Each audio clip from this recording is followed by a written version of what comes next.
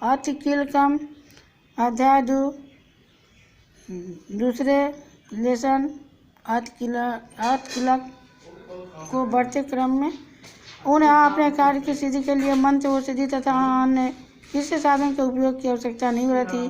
बिना जप के ही उनके उच्चाटन आदि समस्त अभिचारिक क्रम सिद्ध हो जाते हैं। इतना ही नहीं, उनकी संपूर्ण अभिष्ट वस्तुएं भी सिद्ध हो जाती है। लोगों के मन में यह शंका थी कि जब केवल सप्तशती की उपासना से अथवा सप्तशती को छोड़कर अन्य मंत्रों की उपासना से भी समान रूप से सब कार्य सिद्ध होते हैं, तब इनमें श्रेष्ठ कौन सा साधन है। लोगों की इस शंका को सामने रखकर भगवान शंकर ने अपने पास आए हुए जिज्ञासुओं को समझाया कि यह सप्तशती नामक संपूर्ण स्तोत्र सर्वश्रेष्ठ एवं कल्याणमय है। तदंतर भगवती चंडिका के सप्तशती नामक स्तोत्र को महादेवी ने गुप्त कर दिया। सप्तशती के पाठ से जो पुण्य प्राप्त होता है उसकी कभी समाप्ति नहीं होती, किंतु अन्य मंत्रों के जप जन्य पुण्य की समाप्ति हो जाती है।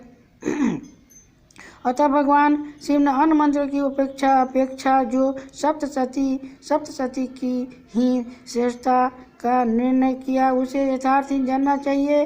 अन्य मंत्रों का जप करने वाला पुरुष भी यदि सप्तशती के स्तोत्र व जप का अनुष्ठान कर ले तो वह भी पूर्ण रूप से ही कल्याण का भागी होता है। इसमें तनिक भी संदेह नहीं है। जो साधक कृष्ण पक्ष की चतुर्दशी अथवा अष्टमी को एकाग्रचित होकर भगवती की सेवा में अपना सर्वस्व समर्पित कर देता है और फिर उसे